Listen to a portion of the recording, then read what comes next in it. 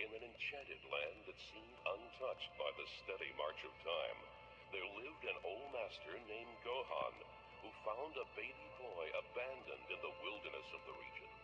The old master raised the boy as his own child, and marveled as the youngster grew and became uncommonly strong.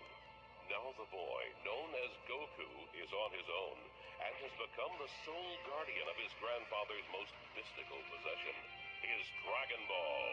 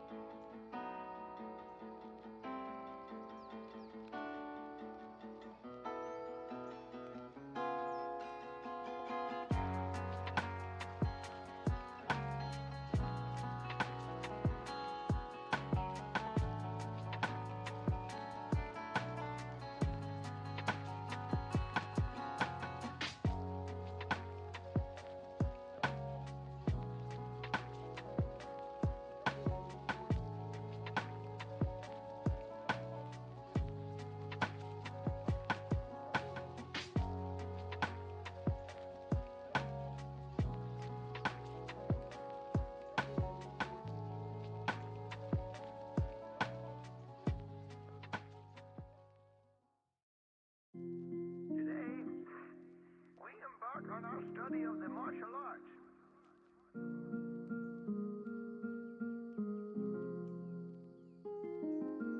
Master, when are you going to start teaching us fighting moves? Now don't get jumpy. There are certain basics you need before learning martial arts, and you boys aren't there yet.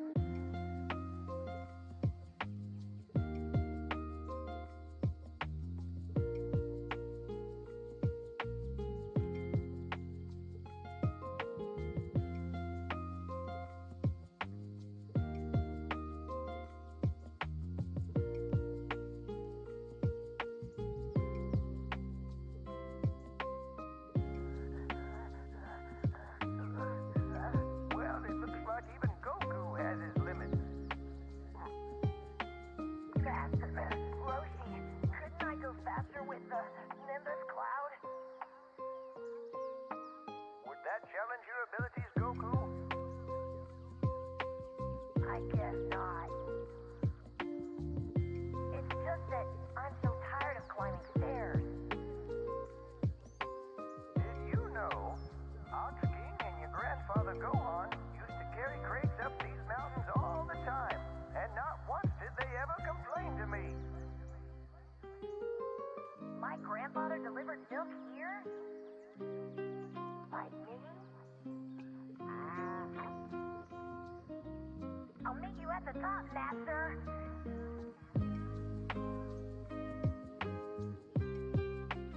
Looks like a charm.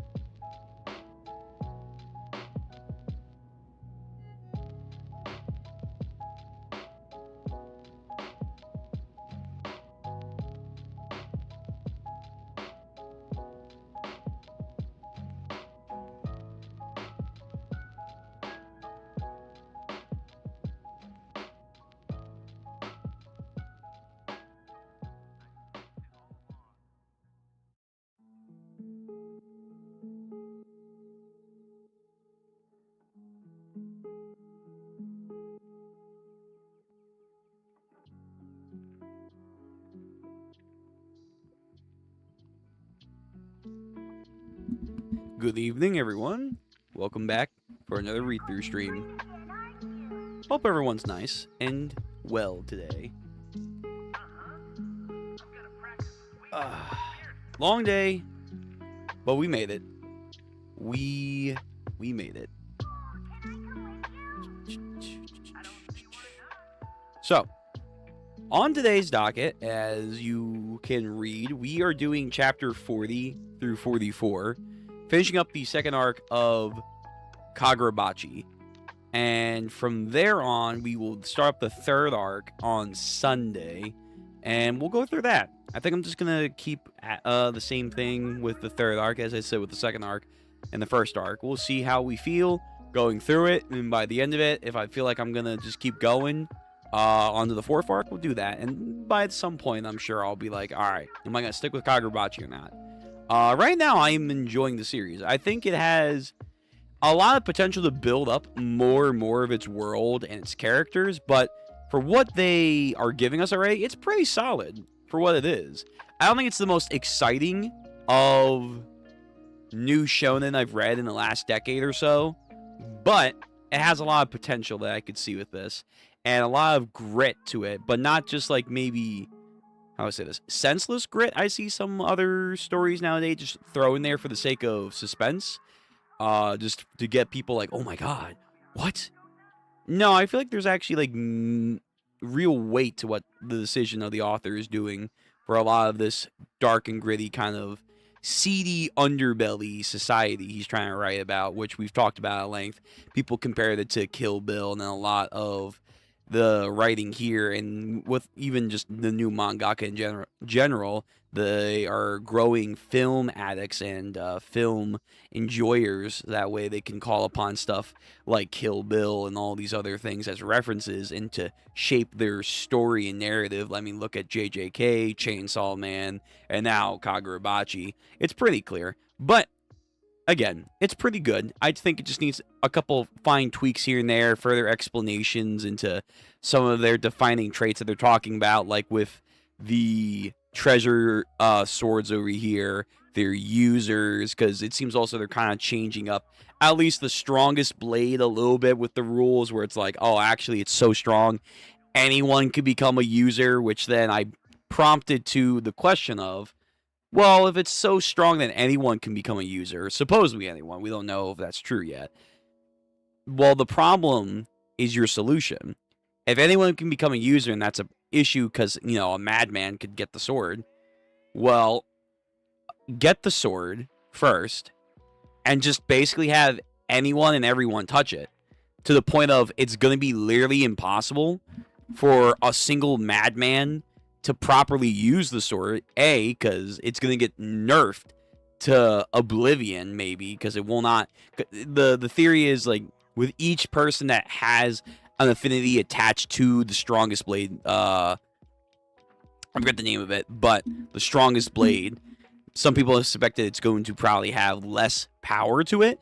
So if that's the case, the problem is the solution, just keep handing it out for everyone to, like, lock on or to meld with, then the sword would then become progressively weaker and weaker, and then your problem turns into your solution. So even if there is a crazy guy, it's like, I want the sword myself. Well, one, it's now super weak, so he got the sword. Two, there would be way too many people to kill to make the sword valuable again. And then three, probably some of those people that are attached to the sword are also going to be highly strong individuals. So it's like, you know, you have to be very, very careful if you're going to try and take them out. So you could easily turn that problem into your strength to limit the strongest blade out of the 7 treasured weapons. But I digress. Stuff like that just needs to be further emphasized and supported. But right now, again, it's pretty good. Especially a lot of the characters that we've been getting in the second arc, I've very much enjoyed. I did not think I was going to like Hikari. I thought he was going to be like a wet blanket, but nah, the guy has sauce. The guy is growing on me, and his journey to maturity, if you will, is pretty cool. And a big, you know, F you to his dad and his family tradition. There's some interesting layers to him. But at the end of the day, yeah, just fuck this guy. and we're seeing the downfall of his clan and how they literally raised the perfect person that should encapsulate their traditions, but they spat upon him and then made him into an outcast, but he's going to carry their traditions in his own way now. Anyway, just want to say, yeah, this arc is definitely a step up from the first arc, and I can see a lot of potential. All right, let's get into it. Enough of my yapping. Let me give you guys the link for Kagurabachi chapter 40 to 44, which we'll be doing tonight. And then Sunday, we'll get to the third arc, the beginning of that. We do have a lot of stuff on the schedule. We will be having the Hunter x Hunter chapter, Ichi Iruma. We got Gachi Koda finishing up its full chapter. We have a One Punch Man manga chapter that I have not seen yet. And then we'll get to the Kagurabachi reading. Yeah. And then tomorrow, we will be having Apothecary Diary. Let me boot you up a little bit more, Chihiro. Why are you blurry? I'm going to have to replace this Chihiro. He's too blurry. All right. But we're back at it again. Let's see if Hakari and Chihiru's teamwork was enough to finally finish this guy off before he can actually sell off the enchanted sword, the supreme version. Let's lower my music just a little bit. So, chapter 40, the tip. Just the tip, eh? No, I'm sorry. What's his name? Kayori, the head of the family, Hakari's dad, bleeding out in his own imprisonment. The enchanted blade is my merchandise, no matter what. Proceed with his hologram back in the real world. Is this an illusion? Is it a real demonstration? Is this the Shinoichi's true power? An actual demonstration? Power beyond the control of an eternal contract? It seems like your theory was correct, Senpai. But the box is still ... This guy gives me Jack from Black Clover vibes with his like elongated chin and like the teeth style. Also like Shinji Hirako and Noitoya from Bleach. I don't know what it is. That design that's like distinctly showing like his teeth. This kind of relaxed mannerism of, yeah, they're gonna do something for sure. I don't know what it is. It's just like this choice of stylizing a character where they're laid back and confident or they're strategizing or whatever. He can't hold out for more than a few seconds, but I can't let up on him. Alright, so Chihiru's going in, just in case. Kuru hits the dome. Jesus, yo, no mercy. You did this to yourself, though, old man. You did this to yourself. But why? Did the Hikusaku put the Shinoichi up for auction in the first place? That's been a question. We have their leader introduced this arc, but didn't get too much out of them. Probably to get the Kamunabi to bid for it. Oh, what? To find the location and then maybe trace back the strongest Blades owner, who we suspect is the one that's sealed at the HQ. Maybe. They went to the trouble of stealing the enchanted blade. Of course, they want to use them, but they first have to kill all the owners. So, the Kamunabi are hiding the sword bearers under strict protection somewhere in Japan. I'm assuming that's the strongest. Naturally, the Hikusaku want to break through the current deadlock. There would... dialogue. Even if the Kamunabi did get a hold of the Shinoichi, they wouldn't be able to agree to keep it under containment. There would inevitably be an internal conflict. An infighting. Of course there is. We can't have just, people agreeing on weapons of mass destruction. Yo, who the fuck is this guy? Just the strongest warrior is just locked up, living a fucking shit life right there. God damn. This poor fella. Or lady. I can't really tell, but I'm going to say fella for right now.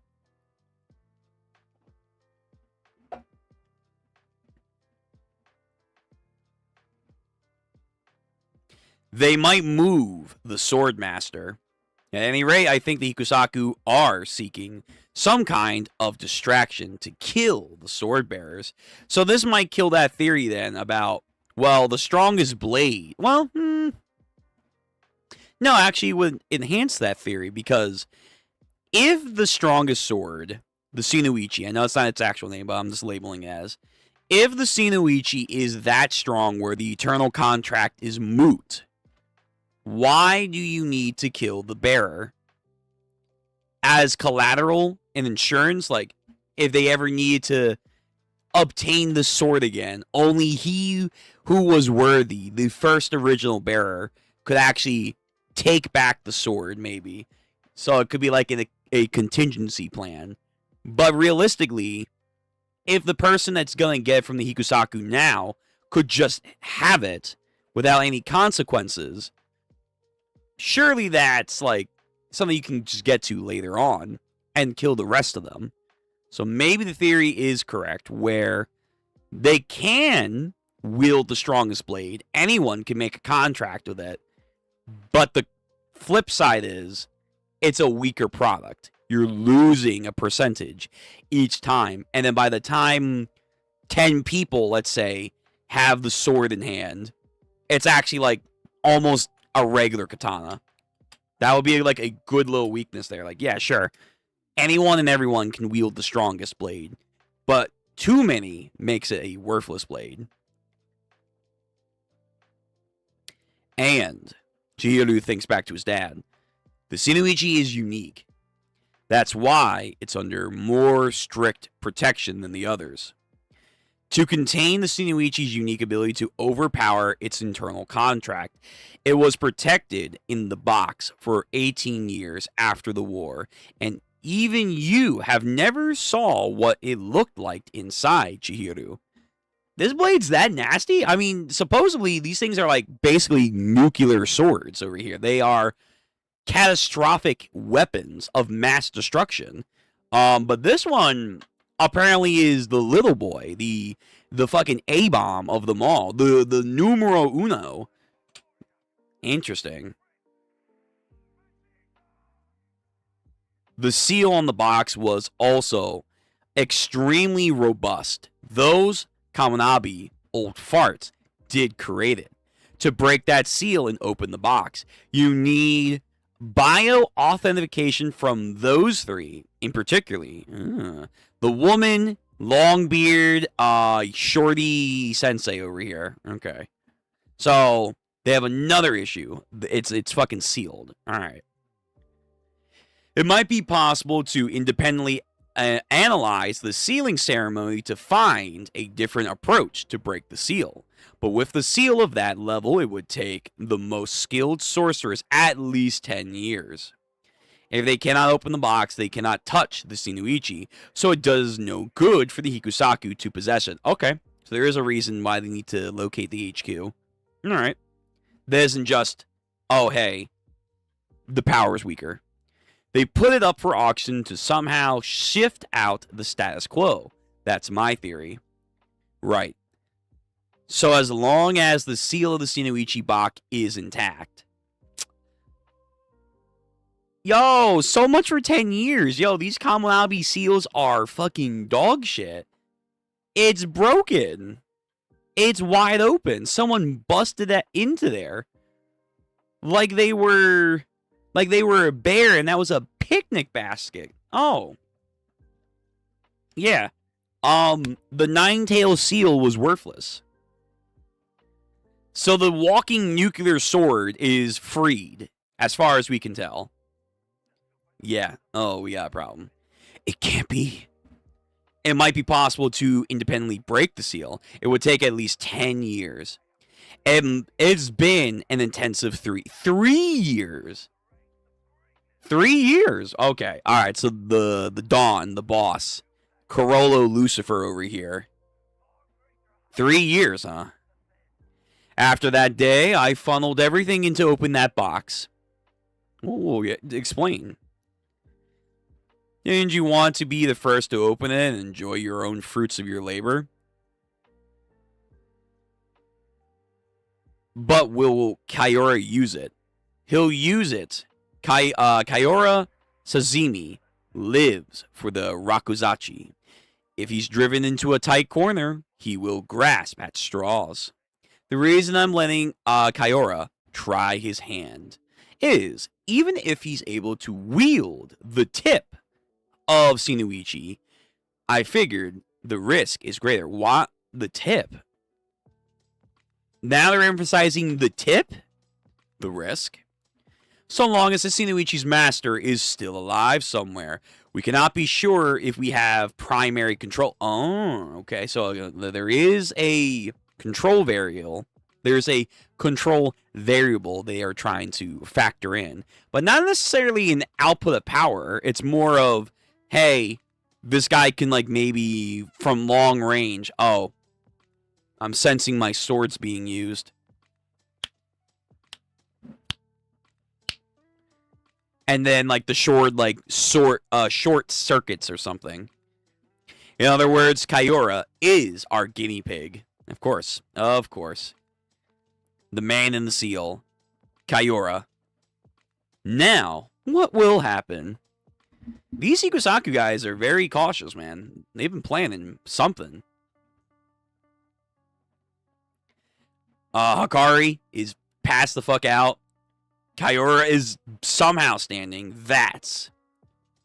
Ooh, look at this. Look at this cross guard over here. My goodness. Let's get a full image on this. Way better than mine. Mine's super beat up. Look at that detail there. Now that's the... See, again, it's so funny that the art takes moments like these to enhance, which I appreciate.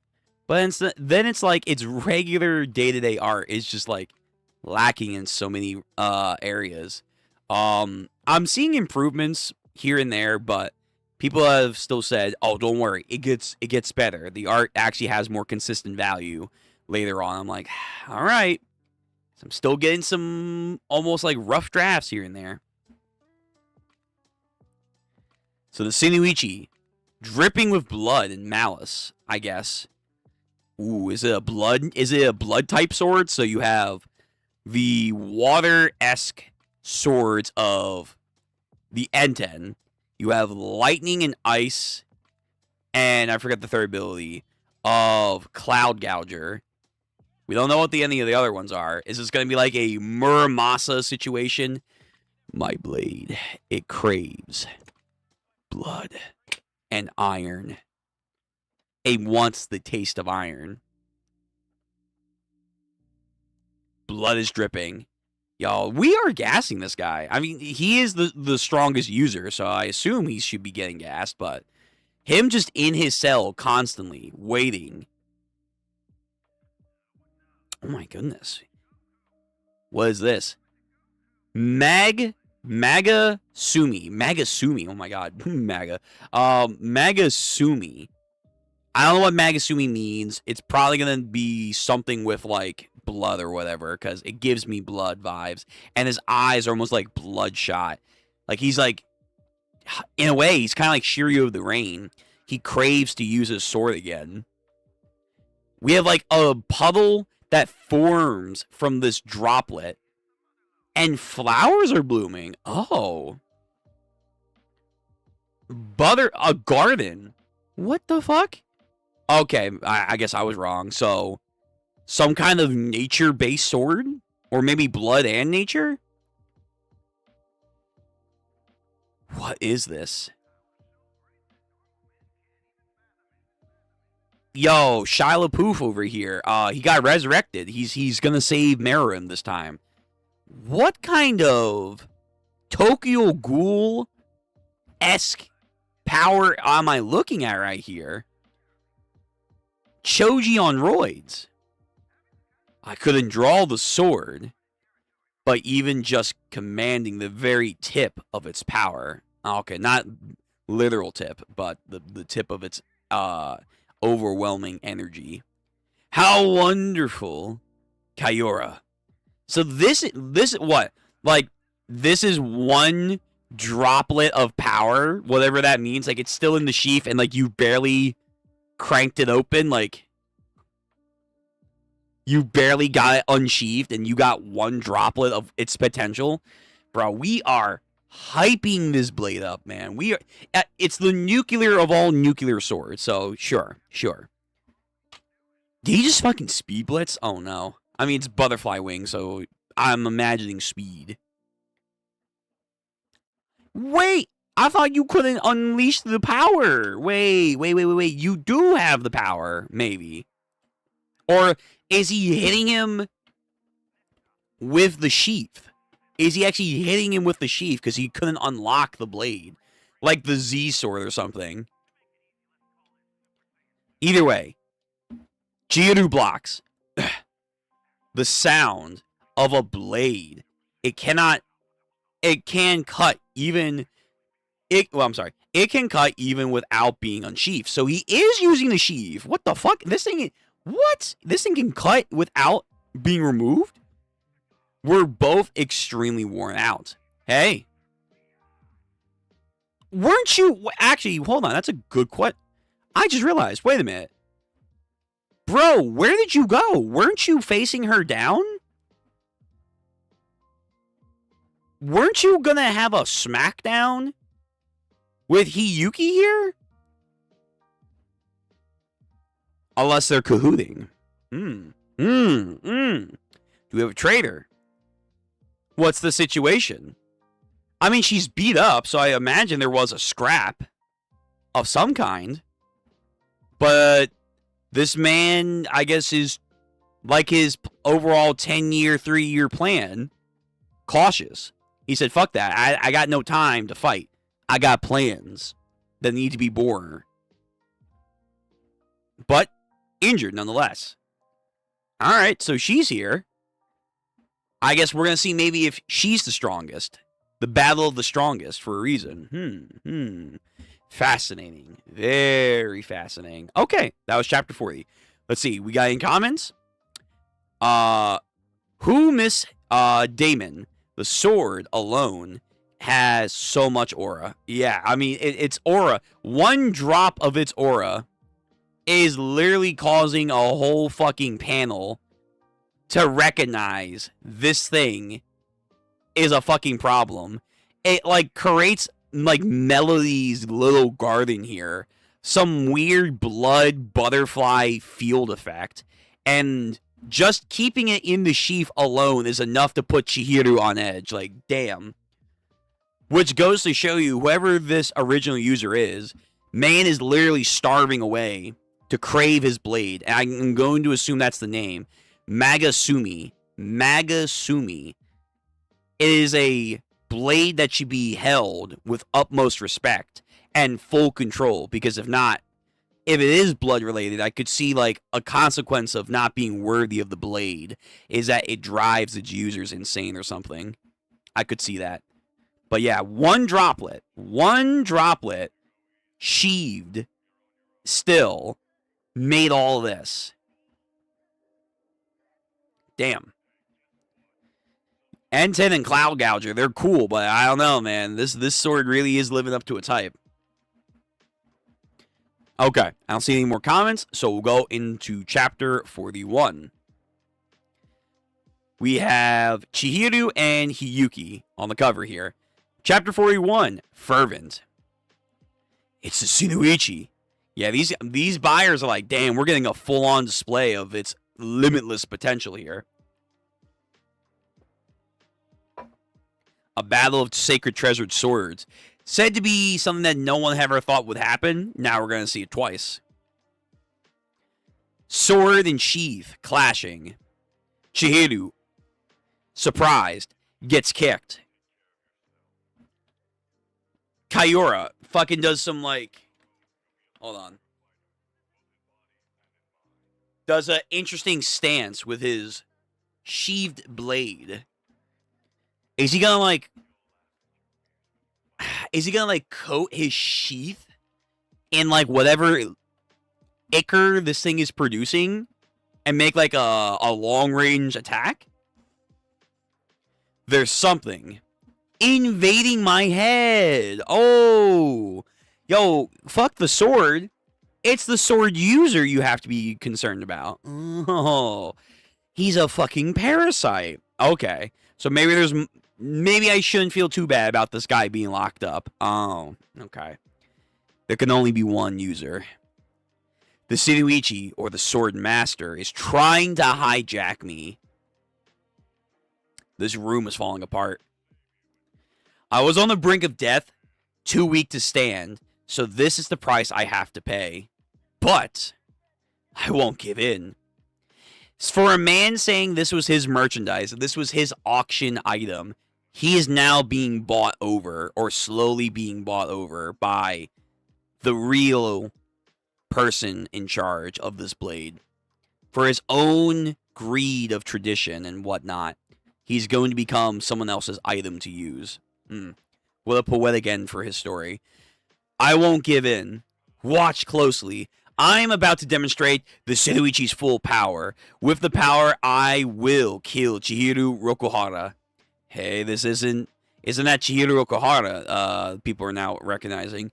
And then the auction, the Enten, drives his sword into the ground, or I guess the sheath into the ground. Spider? Wait, what? We go from butterflies to spiders now? So this thing has like an insectoid, flower garden, blood imagery technique? What a weird blade. Okay, so this blade is probably like a very, very twisted blade that would be perfect for those that like think about life and death as predator and prey or something like that. He makes like a sketched spider web on Chihiru's footing with like other symbols. I can't move. Dragonfly. Oh, whoa. Blood art and like bug style just mixed together. That is really cool. I mean, if it's blood, where's mosquito? That's like the ultimate technique or something. Like or if you can draw the sword out of its sheath, you cut someone down with the sword and drain the blood from them, and then you can heal yourself. It's probably like called mosquito or something. Probably. And then like what if like you can like draw your own blood onto your sword, hit your opponent, bores into there, and cause like blood poisoning or some shit, or iron poisoning, and you can call it like parasite. I don't know. I'm thinking of like bug terminologies because this is fascinating. So butterfly thing, whatever, gave him speed. Spider gives him like trappings to stop his enemies from moving. Dragonfly, I assume, is like a long range attack. Yeah, some weird flower garden is forming. Do not touch it. Is that who? Oh, Akari, I guess, is telling him. Oh, he made his own little pocket appear to like catch whatever. Gas. What the fuck just happened? Oh, okay. Wait, I thought like he like somehow fired some kind of bomb with Dragonfly, and then Akari absorbed it into his pocket dimension, but barely. No, okay. He's summoning Hiyuki here. Okay. This is gonna be this fight is developing into a 3v or a 2v1? Because I was gonna say like Akari can't really do much outside of like summoning her here. So it's really a 2v1 against Kaiora, barely holding on to life with the Shinichi. Damn. And not how I thought we were ending this. Hey, what gives? You look practically dead. I mean, you look beat up too, but... Did she make contact with Hikari? Where'd you come from? The enchanted blades, this Chihiro jerk, that Rakuzachi, I'll destroy them all. Yeah, her very straight mindset right there. There's still a lot of prisoners here, okay? In order to save them, I know, just focus on killing him first. That kid with the white hair had filled me in. He even threatened that if I hurt you, he'd never let me out of there until I died. Until you die, I mean. Good wingman. Very good wingman. What happened to him this past week, eh? It's Yuki. Ah, damn it. Hey, what's going on? Explain, Tafuku. Yeah. Oi, Tafuku. What's to explain? She's on a mission. She will, sent to protect Chihiro. That's all.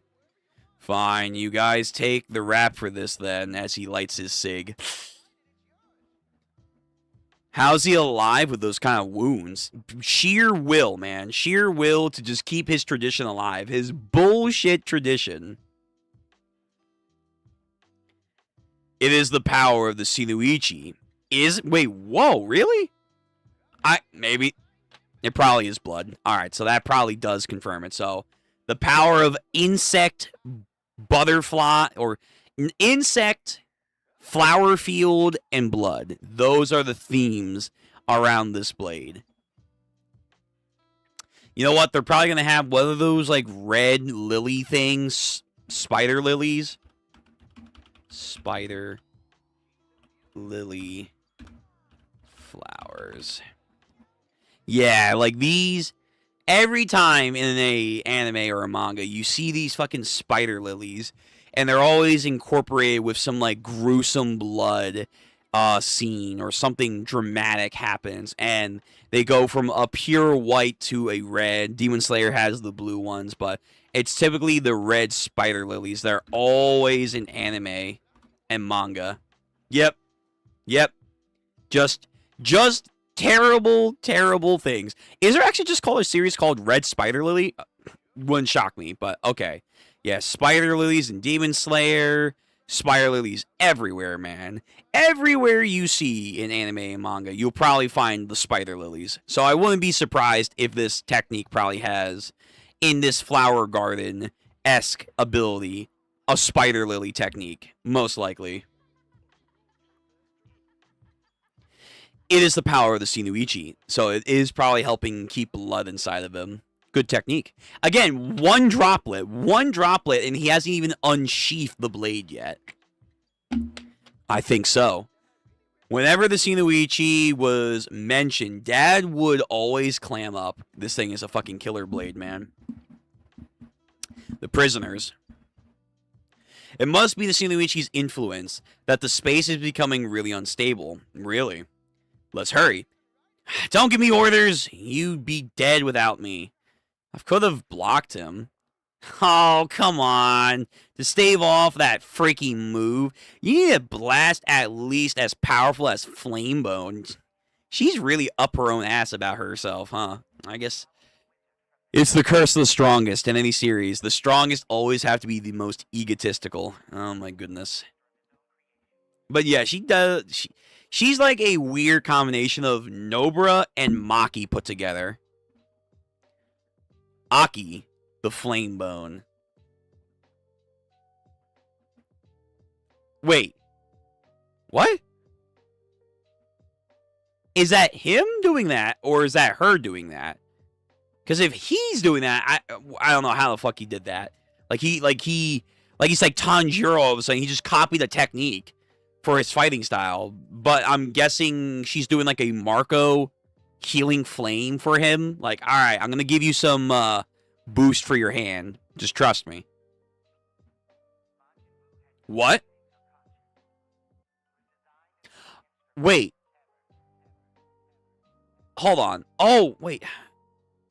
Wait, Akka. Oh, wait, I do. Fuck me, man. This is why I gotta remember these fucking 3 techniques here. So Akka can store things too? Like, I remember it does, like, absorb some things and redirect other things. Like, yeah, the bomb dude in the first arc, he, like, took in the bomb and then put it into the sword. Fuck. So, damn, wait. How long can he store that? How many things can he store with Akka? So he can really just take an attack, as far as we can tell. Here comes a nuke. Akka goes in, waits for God knows how long, bust it out, and then use it. Damn. Yo, wait, I feel like we're not utilizing Akka enough then. What the fuck? We need to use Akka more. I feel like he definitely uses Koro the most. And then, oh my god, what's his other technique? Koro, Akka, and Nishiki. He is starting to develop more of a speed style, so he's relying on Nishiki a lot more. But Koro is his main go-to variant. He needs to use Akka more. He absolutely needs to, because that's kind of crazy that it's probably not as good, but he's using a fraction of her ability with Akka. Like, damn. So, like, if he would have timed it right against this blade, can he absorb that attack from the Shinoichi and, like, have a blood style thing? Oh, there's so much potential. There's so much potential I feel like Akka has that is probably why we don't see it used too much. And maybe it's also something like he has to be very precise with it. He can't, like, if there's like a fire attack, a lightning attack, and a wind attack, he can't just Akka, and then just store it all in there. He probably can only do one at a time, I would imagine, for now at least. And then he has to use it at a certain point, or maybe it, like, just goes away. I don't know. I'm trying to, like, put caps on it because it feels like Akka is, like, a very solid technique that he should be using more. Anyway, has Akka activate the Flame Bone technique? Because I guess when he's fought with her once or twice, he somehow got it. What? You absorbed it? Yes, Akka absorbs the power of any attack and allows me to wield it temporarily. I mean, it's right there. Right there. So, yeah, in theory, if, like, a lightning bolt comes down, absorbs it, and then stores it, you can use it for later. I mean, I guess that's what he basically did against Cloud Gouger. It happened back then, Akka, during their first encounter or their second encounter. Either way, he did use that there. That's still my power. We gotta hurry. Don't give me orders. Dude, this guy is like tripping on his last life force. Koru. So he's using Koru in tandem with the Flame Bone. It's gonna be crazy. Fire Strathing.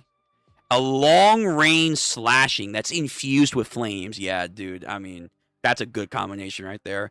And then here she comes. I don't want to demean her like this, but, like, it is very Chad with her powers.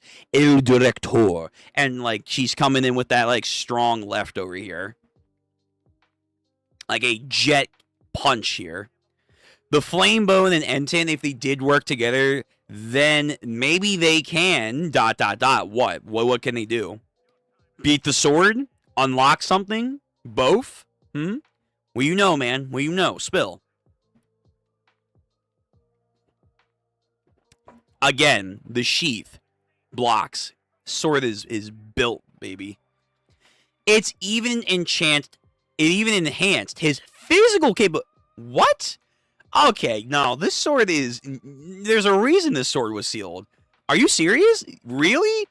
He's, like, physically stronger while wielding the sword, too? And, like, what? Like Corona from Soul Eater, he has, like, iron blood or something, and then just, like, infused his entire body? Yo, this sword, man, this sword, it's so versatile. We need to get this sword. Honestly, Chihiru, you should, like, wield this. You should get this. Whatever. Kaiora, smiling. Yeah. The sword drapes along the ground, making, again, another field of flowers through blood. Oh, he's actually barely opening the sword. God damn, that has to feel like he's, like, moving a boulder or something. I don't know. And then again, you see, like, droplets of blood start to form. Oh my god. The insect. Okay, so when we see, because assumingly the original user is going to get his hands on it, and maybe the original user is a bad guy, maybe? The original user, he's going to do some creepy skeleton, some creepy bug shit. Again, think like Tokyo Ghoul type blood, insectoid moves and whatnot. This is going to get real fucked up in here.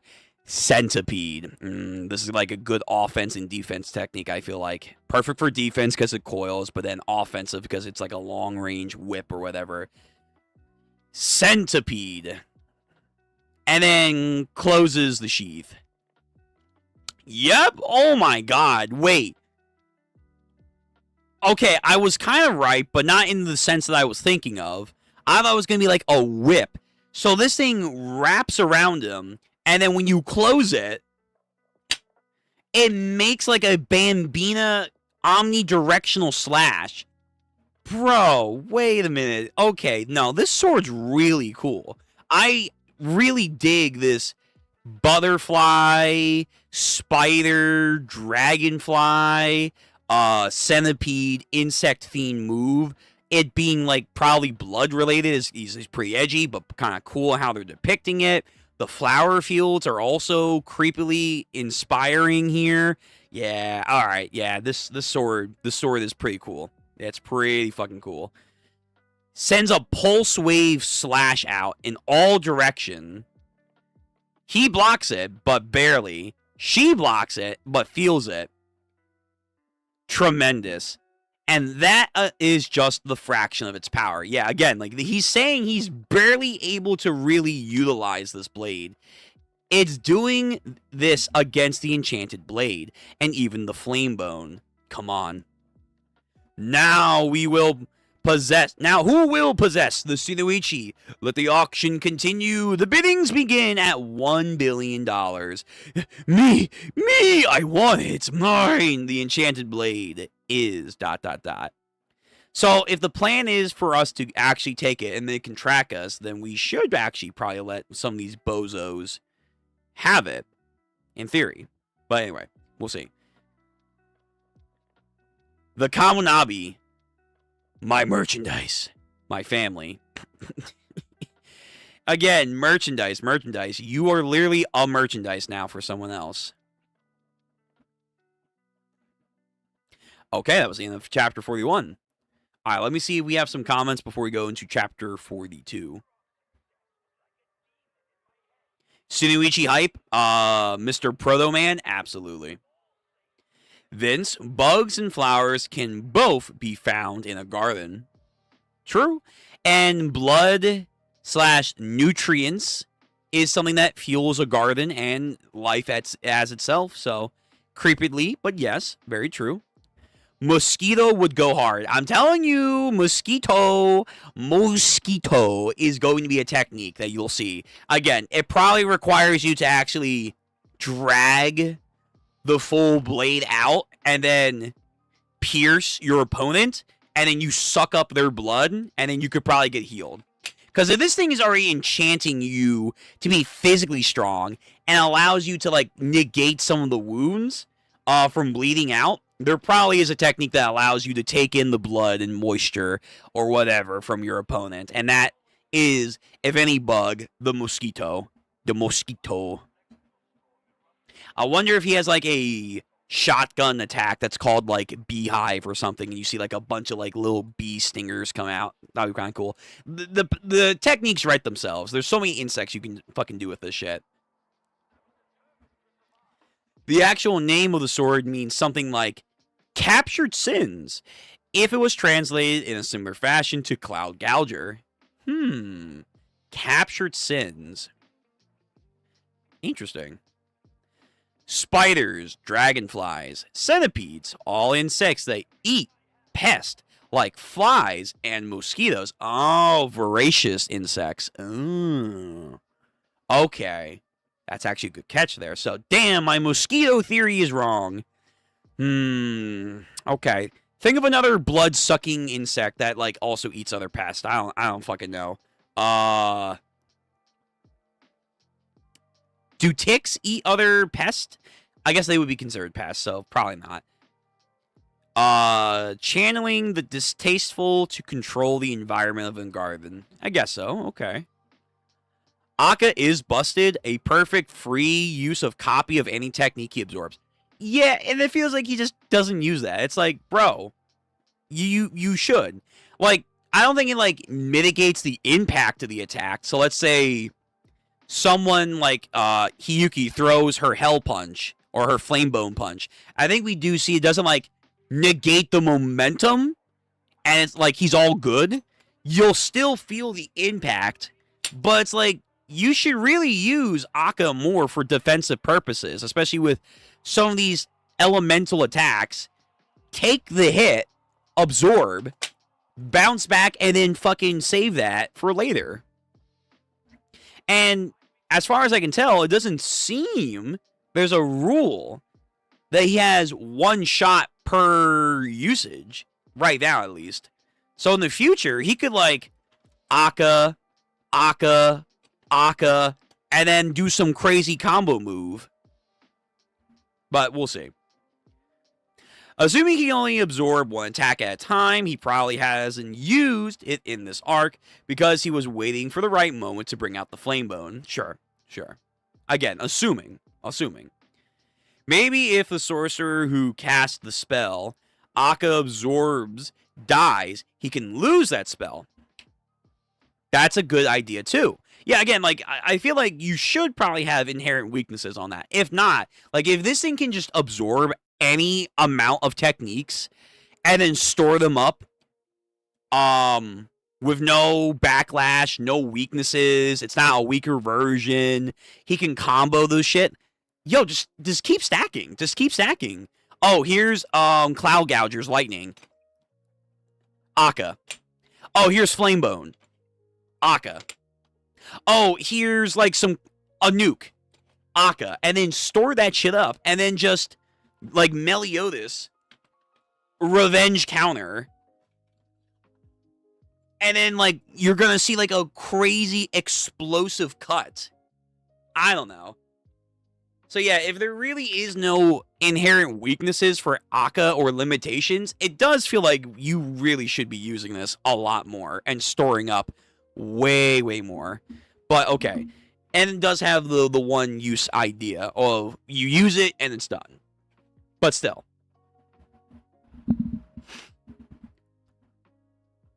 Wait till you see the other blades. I don't know. I mean, Cloud Gouger's cool and Enten are cool. Like the sword so far, 3 out of the 7 blades are pretty cool. So there are expectations that the remaining 4 should be cool, but right now, Magasumi, pretty cool. It's pretty fucking cool. Magasumi, or maybe that's not the actual name. The Shinoichi. The Shinoichi is a really cool sword. I like the lightning effect of Cloud Gouger, and of course the fluidity of Enten is cool, but there's something about the depiction of blood and insects and flowers that's really almost like otherworldly on how this sword is moving. And then the fact that this is all happening from just barely opening the sword, gnarly. But maybe the other swords will be cool as well. Kuro again. Chihiro used Akka in Soji's fight, though. I know, that's what I was saying. Like, he did use it. Remember the lightning rod Chihiro pulled? Yes. Yeah. I imagine that after the sword is put on action, that the chance of mine turns into a chant that transitions into the OST going hard. Yeah, probably. Butterflies actually do drink blood if they find open wounds. Fair. Yeah. There are those stories that do talk about blood butterflies, like in Hunter x Hunter, and then there's that one fucked up insect manga. Don't fucking read that shit. Yeah, okay. Alright. Shinoichi is the blade's title. Magasumi is the blade's name. Okay, so Magasumi, yeah. I don't know, man. Magasumi right now kind of has me, man. It kind of has me. So the other blades have a lot to live up to. But we shall see. Now moving on to chapter 42. Hey, are you serious about killing him when this is all over? Chihiro Okahara, I mean. Obviously. He'll never give up the enchanted blades. If I don't. What's wrong? You on his side? Nah, it's just it. He never turned his blade against you, yet you want to kill him?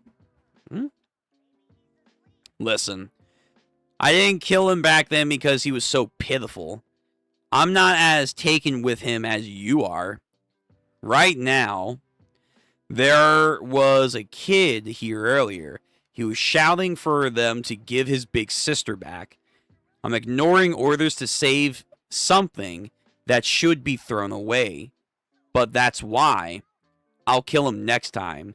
Even if he's pathetic, I'll get the enchanted blade. That's where I stand. Alright, I mean, she has an interesting sense of justice, if you will. Alright.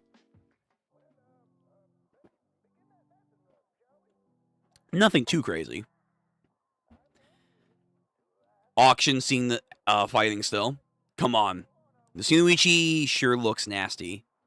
Korea Tsunami is already losing his grip, and this is nothing compared to what the sword can really do. Oh yeah, you saw? So you were during the war. Hard to say how much he can actually use in this state. All lives are important, as she says back there after she said all this. We're talking about Hiyuki here, so remember that crazy talk she was spewing. You youngsters haven't seen war. It's easy for you to be complacent. Alright, I mean, you do something then, man. I don't fucking know. Like, there's always like, you don't know what life is. Alright, get up here. The real power of the Shinoichi, his hologram, fading. What? What the heck? Where'd they go? They're gone. Don't tell me that the Shinoichi. We can't do everything. Didn't I tell you? We have to choose what we can protect. If we screw this up, all of it, I've had enough of the picking of our battles. The enchanted blades, this Chihiro jerk, the Rakuzachi, I'm going to destroy it all. She doesn't care about rules. She does her own thing. It's all could slip through our fingers. Because you were too stuck in your rules. Again, hyping this motherfucker up. Like, he is like Kurama here. Like, he is the tailed beast behind the cage. Karia, just put down the blade, man. Put it down. Your own merchandises that you valued are now getting destroyed. The storehouse is crumbling. This is bad. If we don't do something, the people... Yeah, I know. We gotta stop them. So now they're charging in. Both are ready. He's preparing. Something happens. Hey, what happened? Is it over? Two or a bubble forms? Oh, really? They're out here. What does that mean for the inside, though? Oh, no. Do we get the girl? Did we get the girl? Please? We have a dynamic scene right here. Prequel paneling. Again, the centipede. So it does provide some level of defense. But he's probably going to now sheath it and do that, like, pulse wave. Centipede. The hall. Yeah, everyone. Get down, man. Get down. Oh, okay. It's not necessarily a cut. It's more... Okay, so it's like an impact. It's not a wide range cut. Maybe it could be if you unleash it properly, but right now it's just a pushback from all sides. So they get flung into their crowd. Dude, just put down the blade, man. You're not worthy and you're dying already. And you just lost most of your storehouse. That wasn't Hakari transporting us. We weren't registered into the storehouse. Is the Shinoichi making this unstable? What will happen to the inside of that storehouse, I wonder? What's going on? Mr. Shiba makes a ring. No, you're letting the blood flow, man. You're letting it flow too much. You're letting the demon take control. What the fuck? blades, I think, are starting to appear from... Wait, blades and people? What kind of... Whoa, what is happening? What is this? It's, like, growing out of me. Oh, that's really fucked. This thing has, like, a fucking domain effect to it.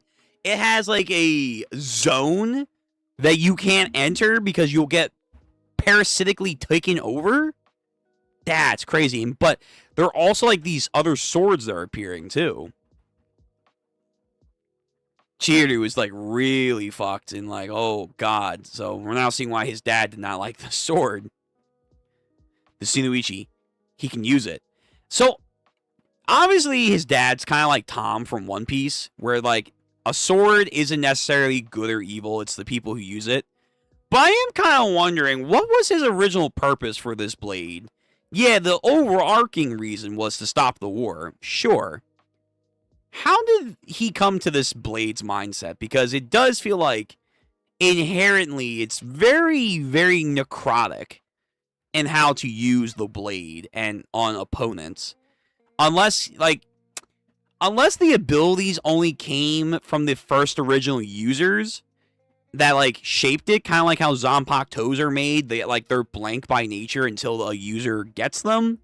Maybe. If not, it's like, yeah, Rakuhara, you're gonna maybe need to explain this, because I don't see the vision for someone like you that's like, yeah, I want to make a sword that, like, has a blood zone where you are becoming an insect flower zombie thing. Yeah, that's gonna save lives. God damn. So yeah, this just disgusting transformation. The Shinoichi, he can use it. They keep showing this panel. Yeah, this guy's... He keeps sitting there menacingly. Damn. Get out of me. I'll kill him. Wait. I thought you said we had to kill him. The circumstances are different, okay? The Shinoichi's power is having a huge impact on that storeroom. Yeah, there's still, like, a huge bunch of people there. The storeroom is collapsing. Soon it's going to disintegrate. All the more reason, then. Kaira is desperately struggling to maintain that storehouse. If we kill him, the storehouse will be wiped out. Then how can we save all those people? Someone has to go inside there and infuse each person with spirit power so that I can transport them. I won't allow that. Kaira barely is holding out. He'll only last for a few more seconds. Going in there would be suicide. I was going to say, like, if Hakari transports him there, Shiba, is this like you have to be there to teleport there? So in theory, if he goes there, can he, like, just go there by himself? He doesn't need Hakari anymore? So that'd be kind of neat. If, like, his teleportation can be reliant like that, where it's like, once he's there, he has a way to get back and forth there. And he has good experience with controlling his energy. Yeah, but we can't just leave those people. Right. The big sis. We can't save everyone. Bullshit. We should at least try, though. If I don't do something and an enchanted blade takes the lives of innocent people, I won't be able to bear it all. Chiryu! Oi, stop. You already are at your limit. Who gives a fuck? You'll both die. Every last one. Hey, Hiyuki, you seeing someone with a similar mindset in a way. Stubborn and wants to do what needs to be done. And he's back in. Fuck, though. Hakari, again, he can't really last too much longer, so he should be using Nishi to just be speed blitzing around. But I don't know if he has enough energy for that. Alright, before we get into chapter 43, let's see if we have any comments. Interesting dilemma that we're facing right now. We have to, like, do what we can, even if it's going to be futile in the end. It's just the thought that counts.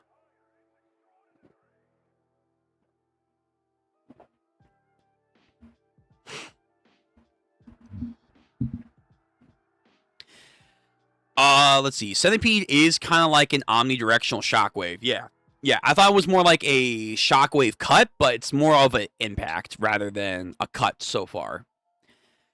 When you see this shit like what the Magasumi is doing, it's no wonder people like Soji get the message that these blades are made just to kill rather than protect innocent people. Yeah, and it doesn't help that they were first introduced during a war where it's like your objective is to kill as many people as possible to end the war. They are the equivalent of nukes, after all. They were introduced to literally stop the fighting because you had too much of one side having enough power to annihilate the other side. And again, imagining all 6, not 7, and 10 because that was secret, but imagining all 6 in the proper hands where they could all go full out. Yeah, no wonder that war probably ended quickly because a full power Cloud Gouger, a full powered Magasumi, a full power the rest of them that we don't even know what they do yet. Yeah. I mean, to be honest with you, it looks like Magasumi in the right hands, that could probably honestly have stopped the war because this power is pretty busted. The Shinoichi is a blade of justice. Soji, it's a blade of justice, just a bloody justice. You can't make an omelet without cracking a few eggs.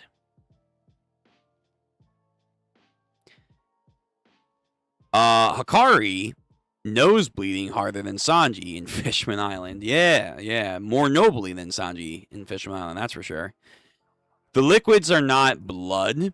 They are black liquid. Well, I'm not saying those were blood. I'm saying... What was I saying? I was saying, I think, beforehand that these black liquids... Or, no. I was saying his... I was saying like he was bleeding here, but also I think I was also referring to these as blood, but maybe they're not. Maybe it's not blood. It's like some weird necrotic shit. Oh, actually, I didn't even realize this. The blood is like forming roots and vines on him. Oh my god. It's some weird nature feeding god, feeding Mother Earth with your nutrients. You will go back to the earth itself. That's horrifying. Oh my god. But yeah, I don't know what you're referring to there. I guess maybe I misled you to think I thought these were blood. No, I don't think Akari's thing is blood. It's like some weird black ichor that allows him to teleport in and out. But I do wonder if in tandem with Shiba, could he like use that in a way to like fast travel? But whatever. The liquids are not blood, they're black liquid. There's lore behind it. It's basically a super densely, highly concentrated spirit energy, black energy. That is the big reason why it's black. Again, I'm assuming you're talking about Hakari's thing, which, okay. Is the sword really that much different from an artillery piece? At least this sword creates flowers. Yeah, but it's flowers that are making, like, potentially zombies and shit. So, lovely flowers, don't sniff them. As much more beautiful than death, yeah. And in the case, it was a wizard war. It broke the Mascarda after all. At least that's what Soji said. There is a full black katana. Just saying. You can say that. You can like that the most. Fully blacked out the katana. Sure. Okay.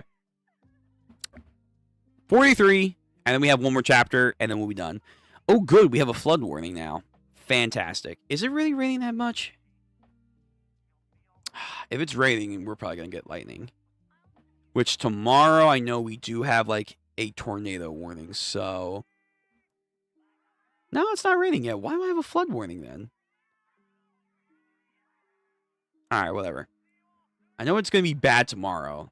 So tomorrow night when we do Apothecary Diary Season 1 finale, do not be surprised if the stream is, like, going to be going in and out. Because that shit's going to be rough. But better tomorrow than Sunday. Okay. Chapter 43. Fulfill. Chihiro going in, this girl, imbuing the spirit energy of Hikari so that way he can transport them. That's one. Good. I'll touch them all. Don't take that out of context. And get them out of here. 1, 2, 3, 4, 5. How many people are left in there? Honestly, Shiba, again, I feel like if Hikari transported Shiba in there, I feel like he could have, like, used his powers better, but whatever. How many people are left in there? There's 20? No, 36. Can he do it? If he's quick, gotta hurry. The only thing staving off the storehouse collapse is Father's own will. If the enchanted blade overpowers his own will, the storehouse, and Chihiro, all of them will be, gone to the void?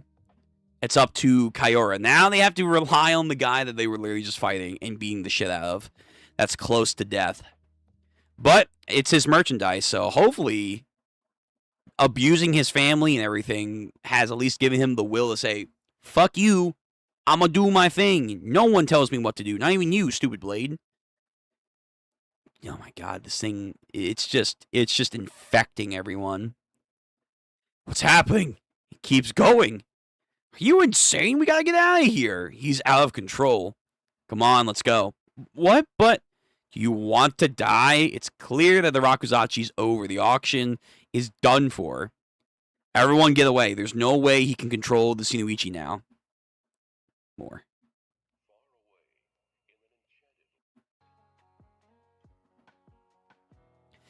He can't hold out much longer. He's about to, Hikari.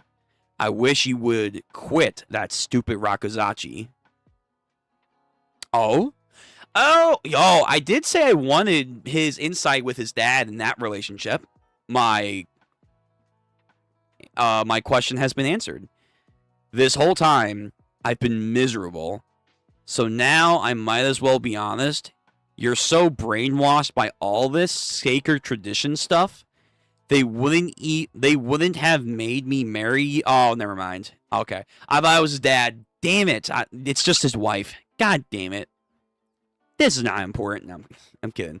I do think that would have been kind of interesting if he would have had a different mindset than his dad, but whatever. I wish you would quit the stupid Rakuzachi stuff. This whole time, I've been miserable. So now, I might as well be honest. You're so brainwashed by all of this sacred tradition and stuff. They wouldn't have made me marry you if not for the Rakuzachi. And if the Rakuzachi had never even taken place, then you might not have been such a bad person. Yeah. He wanted to hang on to tradition, but because of that, he made his wife, who's on IVs, so probably had a shit life, all of his children that he manipulated and purposely killed, though he said he loved them, and then his own identity is just lost in this tradition. He has nothing else out of that. It's like, you did all this for something that is now being taken away from you, and now you lost everything else. Why am I remembering this now? My wife's last words. If the Rakuzachi had never taken place, in a different time, in a different world, what would their life have been?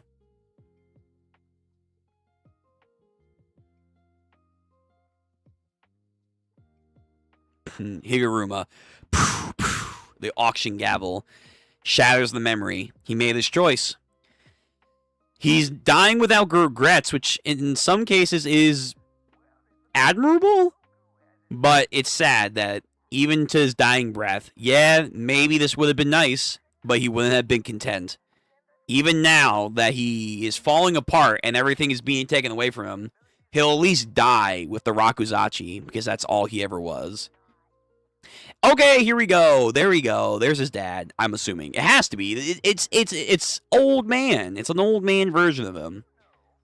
I have fulfilled my duty. From this day forward, you are the patriarch, Kaiora. I entrust this auction to you. Damn, that's it? I want to see more. That's right, of course. I won't let it end. I will kill any worm who dares interfere. Maybe we'll get some backstory with like their first patriarch and why they feel so imbowed to this tradition. Like there's something important that there was with this auction that they lost over time. He overcame the Shinichi with devotion to the Rakuzachi. Sure, again, he lost his entire family. Fuck the sword. The sword ain't gonna take that away from him now. His son staked everything on this. What unbelievable persistence. Chihiro. Kaiora doing the auction. Akari muscling through with his teleportation. They're all crazy. But crazy is power. And honestly, Hiyuki's like, damn, I'm actually not as crazy as I thought I was. I'll pay any price to whoever kills them. The auction must continue. This is unreal. Akari, again, trying to focus. I won't let any of you near them. Okay, so as some goons are going, Hiyuki, standing guard. Just hang in there, Mr. Shiba. Will do. There we go, Nishiki. Nishiki is being activated. He's zipping and curling through the rubble to tag him. I'll never let a life slip through my hands again. Just 10 more people. Come on! Move! Crap. Just one more. His entire life devoted for this thing, and now it's finally crumbling away. What happened? We made it. We saved them all. Where's Chihiro? If the Rakuzachi had never taken place, no, that wasn't the reason I had failed. Your best would have been believing Hikari. You were right, Chihiro Rakahara. Yeah. If he just would have cared, like, I guess in a roundabout way, he could have got the best of both worlds. If he would have cared and had this tradition matter, but not to the point of sacrificing everything, where by doing so much for your tradition, you've ensured mutual destruction of your family to have no one want to uphold the tradition.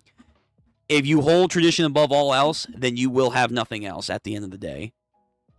And then no one else will value your tradition after you are gone. So, you were right, Chihiro Rakahara. If he didn't align with my ideals, so I turned him away. I'm the only one, every other family member that's been here, who had failed to fulfill my duty. He invaded the Shinichi's own influence as Kiora Samanami. Damn, dies as a flower offering of some kind to the blade of blood and death. He is now one with the garden. A soul for the bloody garden. Whew. Deep, deep, deep. A lot more dying on his own merit and a lot more pride. Like if Soji would have just like died with that attack that Chihiro gave him after they had that spiritual talk to each other, I think he would have ended off way better and way more cold. But then he went back to do his lab experiment and whatnot one last time, and he was like, no. He kind of had like a whimpering death at the end, which kind of lost a lot of aura points, but I mean, fuck. He may not be standing like Whitebeard, but this goes cold, man. This goes cold. His ideals bloomed one last time with flowers that were grown from his own mistakes. Damn. All right. That's pretty crazy. All right, we have one last chapter for the evening, everyone. But before that, let's get some chat. Let's get some chat in, and then we'll go in.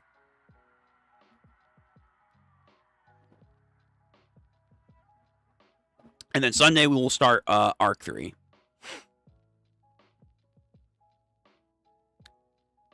There's a page of all 6 wielders that are shown. It's cool. I think we did see the wielders already. Trust me, I don't think the blades were too much. The Shinichi might be, but the other ones were necessary as fuck.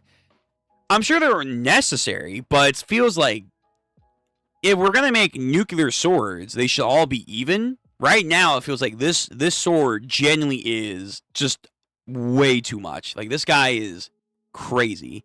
So I can only imagine in the proper hands, like, the user is like a menace on the battlefield. All Kagurabachi villains are peak. Reminds me of Naruto villains. I mean, a lot of this is definitely Naruto-esque. I do feel there's also a bit of other things, like early One Piece and even some Fairy Tail, Rave Master thrown in here.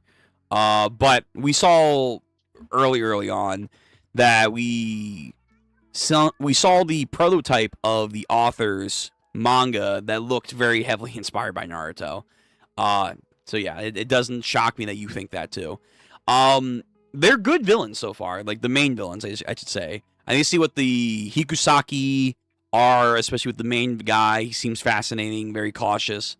We'll see where that goes. But so far, Soji was very solid. Again, I think his death would have been better if he just would have died after that chat instead of going to try and do his experiment and dying more of a whimper. But his, way of viewing, what the purpose of his father's legacy was, in a way, is kind of being more validated as time goes on, to the point where even Chihiro is recognizing, I guess I can't say your way's wrong, but I'm still going to try and make my way true and believe in that. So there was some influence with that. And now Kaiura and his character arc with valuing tradition above all else and what that leaves you in the end, whether your tradition just dies with you, and the cost of your family at the end of it all, I think is pretty interesting. And I think he has a lot more of a sadder death compared to Soji. Still fuck him, though. But, yeah, definitely a much deeper villain than Soji. But both of them, overall, they are solid. They're not like the most amazing villains I've ever seen, but they're definitely solid. For the beginning of a story, very solid. Very, very solid. The Rakuzachi must proceed. But it's not. I mean, at least as of right now, unless Hakari has a reason to. Like, if there was some holier-than-thou purpose that this was first invented by the founder who had the ability of the room, like, there was a genuine purpose that got twisted, deformed over time with their clan, then maybe we'll see it again. But it looks like it's going to die with him.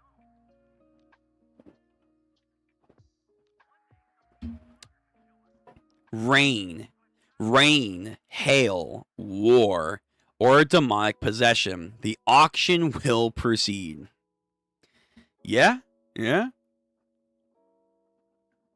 last panel is one of my favorite in the whole manga. It's good. Like, again, it's so weird that the manga can get super detailed like this, but more often than not, we'll get stuff like this, where there's like barely any shading, loose line work, decent enough background, and that's like 90% of a lot of the chapters I've been seeing so far.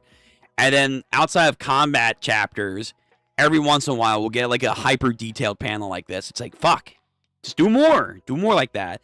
Obviously, me saying just do better art clearly means you should do better art. Duh. There's not like what skill and timing and energy involved for this. You got just draw better. But I do think when the art hits, it's very good. It's definitely very good. It's not peak like I've seen with Urane and Gachikoda, because that shit's crazy, man. That's like, whoo, damn. But so far for artistic, new gen stuff right now that's ongoing, I definitely would say it goes Urane, then, oh shit, I don't know. I feel like when it's good, I could maybe put Kagurabachi above Ichi the Witch, but Ichi has just a more consistent art style, though, compared to Kagurabachi, so that's tough. That's definitely tough. The last panel is one. Oh yeah, we're at that. Oh, message redacted. Okay, whatever. I like how Kaiara's arc isn't realizing he is a villain, but just realizing he could have been a way better villain if he had just been a good father. True. It's not, oh, I fucked up by being a bad person. I don't think I'm a bad person. I literally just think, you're right.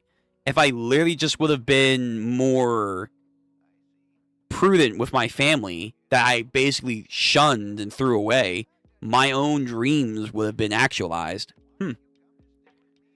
My jaw dropped to the floor when I saw that Kaiura panel. Yeah, this is a really good panel. This is a very good panel. Even at the end, he thinks his biggest mistake was not spending enough time with grooming Hikari. If Hikari had uncovered his talent early, like Tenri,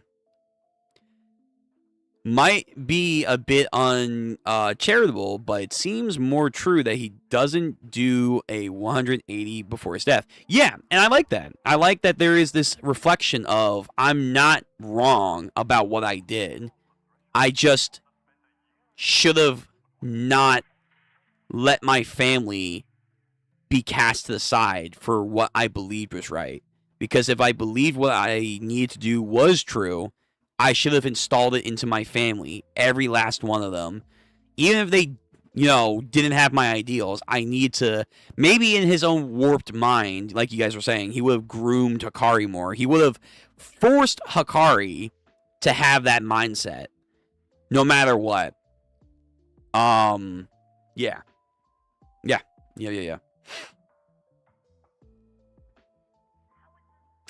It's interesting how much grace Chihiro expressed at Kiara's death, despite how evil he was. In a way, he did that with Soji too. Like he has not respect, but he has understanding of the villains when they die, which I think is very good when a main character especially, has that. He is not denying that they were terrible people. He's not trying to redeem them necessarily. It's just he's seeing the person behind the mask. They're not all just monsters. There was thought behind them. It's just terrible on what it led to. And seeing it all go away at the end, you have to kind of recognize that. Just saying the guy currently is possessing a dude, spewing black goop and bug-based spells everywhere. It is known as Kensei, a saint. Okay. I suppose the author thought that a murderous, sadistic cartel boss like Soji doesn't deserve to go out with dignity. Of course, Kaiura was just as evil. Yeah. I mean, you can argue, well, Soji was experimenting and literally using a family to, like, torture, regrow limbs, and do that shit all over again. So there's more, like, clinical evil with that. But there's also more parental evil with this guy and his family. So it just depends on you. Do you find more evil in Soji, who does genuinely diabolical deeds on people? Or do you think there's more evil with someone who's using something as innocent as family to twist it to his own machinations and throws it away when it's no longer useful? That's up to you. And I think that is a good duality of evil that the story presents you, or duality of purpose that these characters are trying to achieve and how they're doing it. Yeah. Chihiro cares a lot about his own family legacy, so Kaiura is kind of like a twisted mirror of him. Yeah, that's like actually a good point. My favorite arc is the Bloodshed Hotel arc. Oh, I mean, that's a title. So maybe they just didn't want to repeat themselves. Last arc villain died without any dignity. This one died with dignity. Both died in despair, knowing that they failed completely. Let's see what happens with the next bad guy. Oh, I'm excited. This guy was also a human trafficker, so he was still pretty evil. Oh, no, traditionally, yes, he is still a terrible, terrible person. It's just, I feel like one was more blatantly like, hey, up front, I'm literally like having a mom and a daughter be ripped apart and then put back together so I can do experiments on them. This guy, though, was doing human trafficking and that upfront stuff. There's more psychological and more emotional villainry that he's doing with his own family, which some people would say is even worse, depending on you. So again, it's interesting. It's interesting. But okay, we're on to the last chapter of the evening, chapter 44. The curtain falls. Legacy as a blessing or a curse or both. It seems to be an overarching theme. Yeah. Legacy has people doing good things like Chihiro in a way, but it can also lead people doing bad things, like the Sazami clan. And then you could maybe have someone like, you could argue Yuji and JJK had legacy from his granddad he had to live up to, and then that became a burden for him. So we'll see, maybe that might be an interesting story point to go down to. There's chaotic evil, and then there's neutral evil. Yeah, there you go. Use some D&D logic right there. Yeah, Soji was definitely more chaotic evil, with like a hint of understanding and not validation, but points of clarity. Yeah, Soji is more chaotic evil. And then, is Kyora, let me see. Can I get the image, please? Jesus, thank you. Oh, God, it's in a white void, too. Is Kyora more neutral evil, or is he more lawful evil? Because he's upholding his family legacy, and he does say he did care on some levels for his kids, but we saw what that really meant. Like, he admired the tenacity that Chihiro said. He even encouraged, like, okay, you're going to try and trick me? Fuck it. You know what? Bring it on. I'll let you do your schemes. I think that he actually might be more lawful evil than neutral evil. Yeah, I'm going to go more lawful evil. So, Kyora is lawful evil. Soji's definitely chaotic evil. And then maybe the main bad guy with the Hikusaku is going to be neutral evil. We don't understand what's his goal yet. So, we'll see.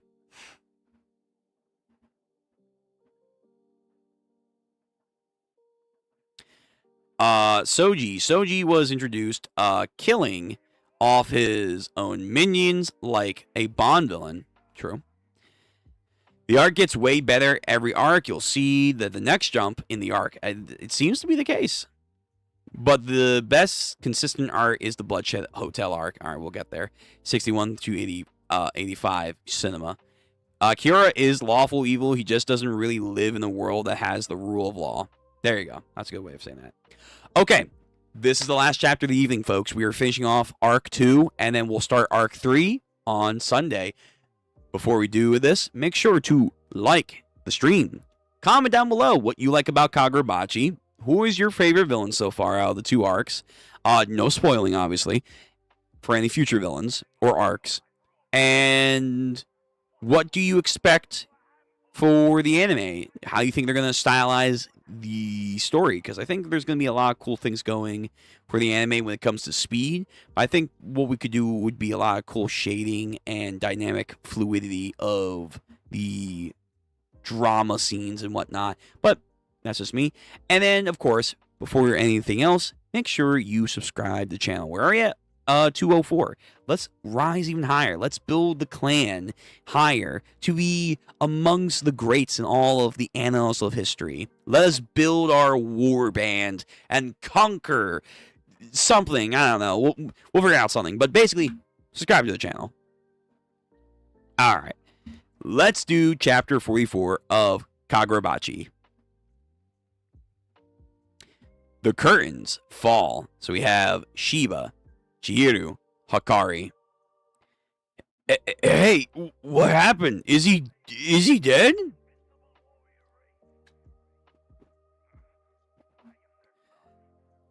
Kyora, Sazami, he's dead. And Chihiro Rakahara's here. Shiba, saddened. Chaos is unfolding. What was that sound? As if the Tsunoichi in the aftermath from the shockwaves weren't just chaotic enough. Hiyuki's on a complete rampage. Oh goodness. That's gonna cause some damage. Good thing we got out of here. The front entrance looks pretty bad. Hey, this place is starting to collapse. But on that podium, it's the enchanted blade. Oh, it's mine. Nah, idiot. It's gonna be mine. You idiot. I would not get to that thing. It's like the equivalent of radioactive. I wouldn't touch that blade. Chihiru, Shiba, Akari, teleporting. Get the blade. Get it. Get the blade. Hurry. Grab it. Grab. Gone. Good. The enchanted blade. No! And these guys are going to die. That was close. Whoa. Oh, he's not here. Where did he go? But I was holding on to him. So, it's... What? She interrupted the teleportation? Okay. All right, Hiyuki. All right. So it's safe. It's safe to touch now, huh? I told you I'm taking both the enchanted blade. Nah. Listen here, mistress. We ain't doing that. No! Not his domain. Not the sumo guy's domain. Tofu or whatever. Domain expansion. Fuck. Damn. Alright, so maybe if Shiba was teleported into the storehouse, he probably couldn't teleport out of there because he's getting counteracted by these domain expansions here. Damn. Damn. Alright. So right as Mr. Shiba was about to transport us, Takfu whisked me into his alternate space, huh? Sorry. I need to go back. No, look. I wonder, okay, if Shiba can't enter this domain, can Hikari with his own teleportation and whatnot, could he invade in here? No, look. The building crumbles. Right, the distortion of time. So they had their conversation and now it's over. Put me down. Sure. I'm going to head back now. Hey, the Tsunoichi, where do you think I made an offer and he took it? You made a deal? Okay. What did you talk about? What happens next? What we're going to do. After this? Mr. Shiba told me not to worry about my family. Man, is anyone still alive here? So what was the deal, I wonder? Did he, say, alright, I'll give it to you, just don't fucking use the blade, or seal it away again, and this time make sure no one can break through it? This blade is literally a fucking conundrum. Just kill me. If I survive, I can never face Tenri. No, go home. There's still little ones, right? I'm not going to criticize Tenri's way of life, but we don't want the younger ones heading down this path. They're setting a good example. True, this is a big-ass clan. I know some people that don't like Maki from JJK are like, yeah, Maki, this is what you should have done. But I don't know. I think this is any clan where they were all pretty far gone. But although I think it's confirmed she never killed kids. But I'm not going to step on that landmine. That's like a whole thing. Go home. If you can set them straight, Tenri wouldn't have died in vain. Anyway, it's not like I can just go home now. I'm the Tsunoichi clan's #1 enemy. My father. No matter how warped he was always my North Star. I don't know what to do now. He can relate.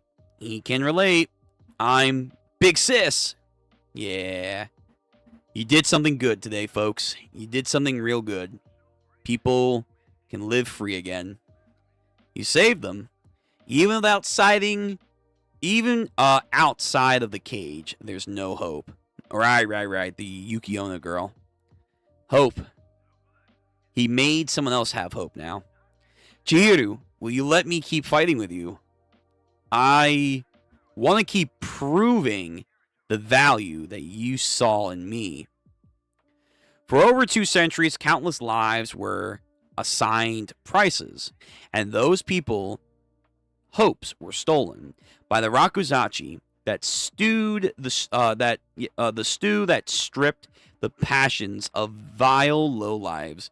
Finally, after all these years, right here and now, drum roll, the curtain falls. Nice text. So what's next? Again, I like this background. This is a good detail background here. I don't want to let anyone possess the enchanted blade. Oh. But the circumstances have changed. Today, for the first time, I've glimpsed a fraction of the Tsunuichi's power, and I've realized it. They're far more immense than I could have ever imagined. It's horrifying. My dad barely spoke about the Tsunuichi. Maybe he wanted to hide its power. I don't know how it works or when it could go off like that again. I can't let the Tsunuichi be on the loose. Those Kaminabi old farts created it. I don't have the ability to recreate a seal like that. Then let the Kaminabi, but the risks are too great if I hand it over to them. You saw what happened at this Rakuzachi. The Hisaku were here. One of them even told me that their goal is to use the Tsunuichi. They expected that the Kaminabi are going to try and buy it off, and still they submitted it to an auction. I know the Kaminabi are the ones who conceal it anyway, but the Hikasaki want them to go ahead and take it. Once the Kaminabi have it, the Hikasaki will make their next move. Okay, so what? To seal it again, the Kaminabi need to use it. As for what we'll do, we'll drive them out in the open and stop the evildoers. I mean, good talk. Can we get some validation though for that? You're the strongest, but like I don't know. I don't believe your words. Right. We can't let the enchanted blades be used for evil. Our objective is the same. What? You can take the Tsunuichi. But I'm not just willingly going to step away. There would be inevitable and internal conflict. When the Kaminabi have the Enten under their jurisdiction, your mission will be completed. There's one solution that will work for both of us. And what are you getting at? I need to know what my father was holding back. The deeper I dig into this all, the more I can learn. Let me join the Kaminabi. Officially. No longer a rogue agent. He's going to join the organization that he doesn't trust because he's there and he can keep an eye on shit. And then, by proxy, it's also to probably get in contact with all the sword wielders and see what they feel and what they thought of the swords. And by proxy, his dad. And thus, he gains a better understanding of everything, learning what people believe in, and then formulating his own ideas on, his own vision of what swords should be. Cool.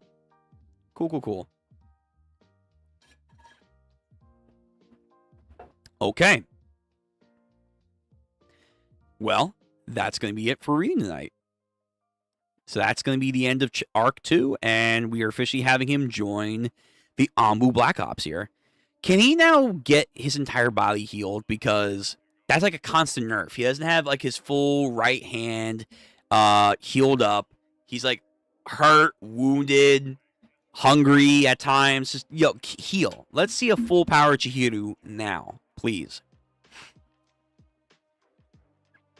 All right, let's read some last minute comments. What you guys think about this arc, and I guess they're saying the next arc's even going to be better than this. Kyora is lawful evil. Oh yeah, we read that. The anime, the sword fights might be grounded John Wick-esque. I think we will get more combat-oriented choreography, but the overall effects, I actually think are going to be even crazier, depending on the budget they'll put into it. But if they did have to choose between over-stylized animation flair, attack, energy, you get the idea, versus choreography that's crisp, clean, and nice to track, basically like the hand-to-hand combat scenes you see in JJK, I'll take that over the energy-based combat animation, because I think that's way cooler. Most manga readers want the anime season 1 to end around chapter 60. Alright, I mean, could be. We'll see. 2 enchanted blades are still unknown. We are guessing the powers that might be. Alright, no spoiling. No spoiling. But cool. But no spoiling. My personal guess is 1 is a snake-themed. Okay. Demon Slayer, but okay. After all those clever plans from Chihiro, he ends the arc getting outplayed. Yeah, I guess like the best plan is to just not have a plan at all and just go with the flow and be like, all right, if you guys think you're the best, prove me wrong. I'll join your organization. I'll see for myself. If I don't feel it, I'm just going to take my fucking swords back because I took it back here and now, so I'll take it back again and just say fuck you.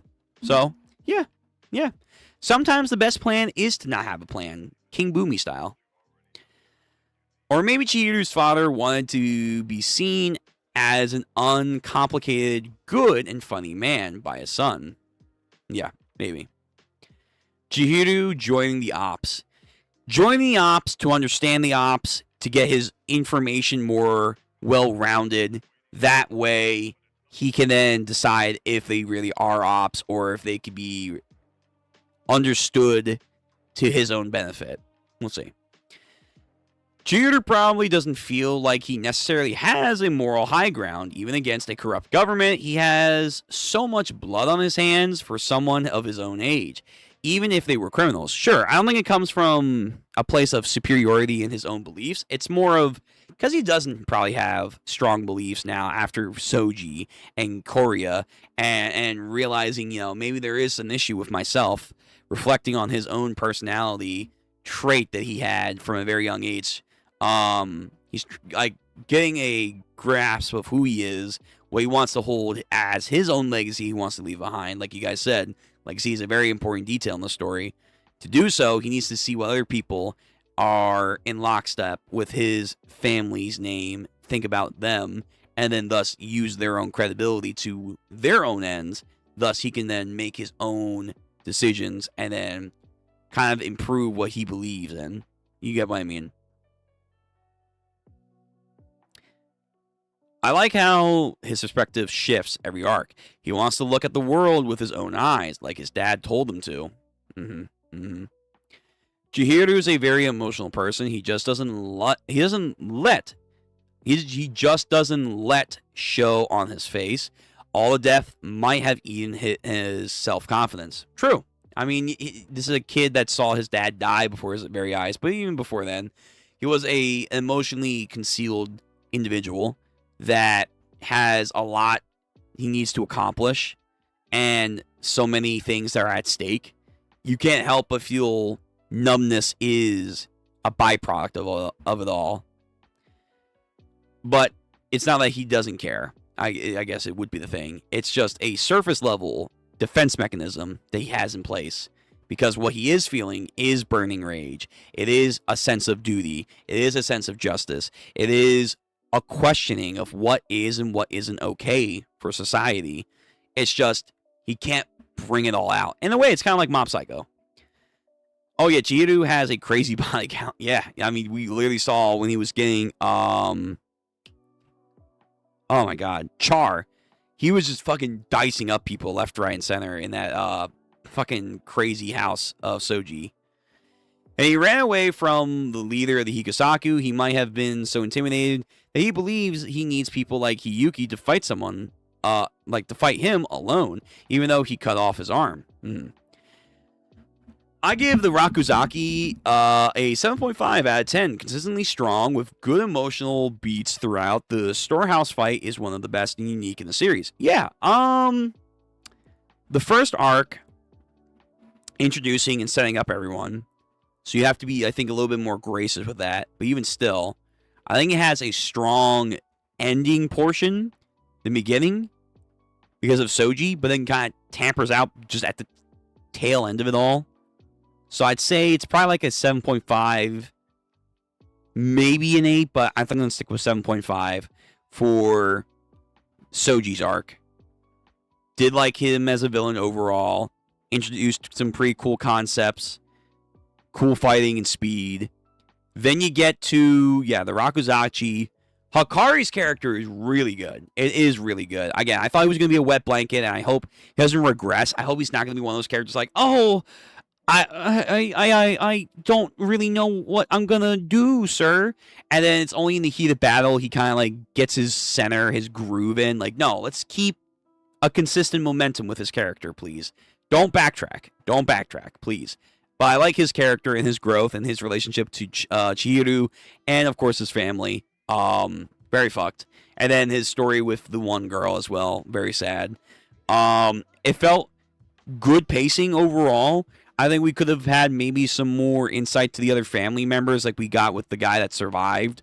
Tenri does feel like a last-minute addition that I feel like would have been better from the very jump. The one brother who was like, oh, don't you love me? I love you. But he likes to beat him up. I feel like the gag was okay, but was, I think, overplayed at times. And also maybe should have had some more serious moments here and there. Good lore bits, though. Crazy expanding of the swords. And, again, like you said, exploring Chihiro's mindset even further. Hiyuki, she's kind of fun. Need more time with her, though. And, yeah. So, with that, I definitely think I'm going to give it an 8. I'm going to give it an 8, personally speaking. But, upon further reflection later, given more time, next arc included, I might change my mind. So, I think the first arc, 7.5. You can argue maybe a 7. Second arc is an 8. We'll see about the third arc. I need a storehouse fight animated, like some mob psycho fights. Yeah, me too. Me too. I think that will work. Studio Bones could do a good job with this. Chihiro death is emotional stoicism, but not a lack of emotion. Some people don't realize that. Yeah. Again, it's more of a mechanism to keep himself restrained because he has so much he doesn't properly know how to utilize. It's, again, like Mob Psycho. People mistake Mob in the story as someone who lacks emotion, but that's not true. He has emotion. He just doesn't know how to express it all. And Chihiro's case is more leaning towards stoicism, for sure. But it's also trauma and a lot of something that he just can't comprehend how to bring out. Not that he doesn't have it, like he's dead inside. It's just, that's a lot for him to process. And for everything he's been through the last 3-something years, yeah, you can't help but think he's not emotionally stable. No kidding. This was my first experience reading Shonen Weekly, the Hikusaki leader's introduction. It was a great first experience. Yeah, that's another thing too. Like the leader himself, crazy that we're getting it here in such a, not bizarre, but like upfront way. I figured we would have leaned more into that. Like we honestly got more time with the leader than any of the other Hikusaki members. Figured we'd be like having more and more members come out before we met the leader. So that's like a interesting change of pace there. Yeah. Chihiro was Deaf, one of my favorite new gen MCs. The way he's written is pretty good to me. I think we do have to do a tier list. I think we're gonna do a tier list. Whether it's I'm fully caught up to Kagurabachi or something, we'll do a tier list soon, and maybe we'll keep it updated as more stories go on, especially if they're new gen stories. We need to do a tier list for the MCs. I think we should. And we can even put in like last gen stuff. So we'll put in Yuji from JJK. We'll put in Midoriya. We'll put in Asta. You know, that kind of stuff. Maybe like a general shonen MC from the last couple of decades or whatever. We'll put them up in a tier list. I kind of want to do that. So put a pin in that idea. We should rank them. This was my first experience. Chihiro is definitely one of my favorites. He is good. I would say, again, out of the main 3 that I'm reading right now, when it comes to Ichi, Gachi, and Kagura, I think my overall personal favorite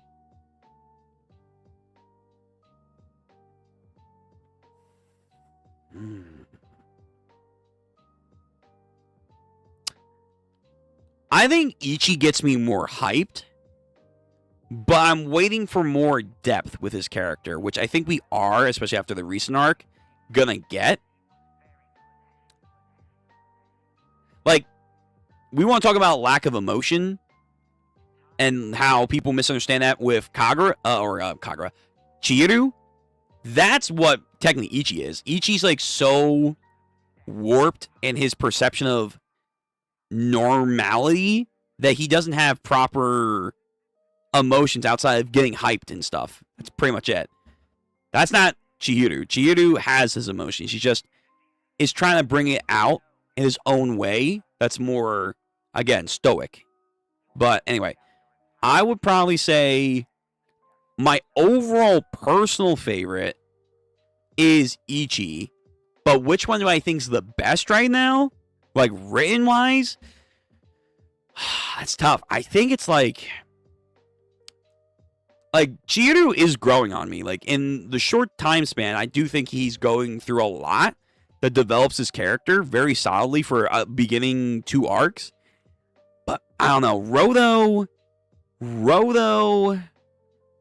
Roto's got a lot. He's got a lot of trauma too. Like, talk about trauma, like again, emotions and stuff. He literally just can't control his emotions, man. He's just a walking landmine, which would be funny. Like these 3 generations of MCs really do have like emotional baggage. One can't control his emotions and vents them all out in a fury. The other one has his emotions more neutral, but just has a issue expressing them because of trauma.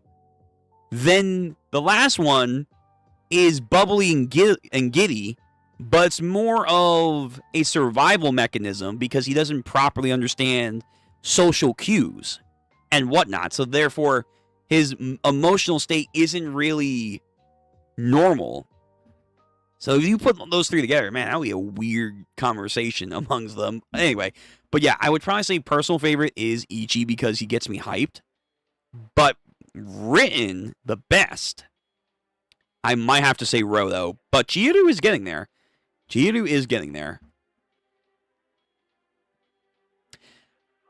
I don't like overhyping too much, but the next arc is when I really locked it. Dude, yo, was it you, Pro, though? I swear to God, someone literally said the exact same thing for this fucking arc.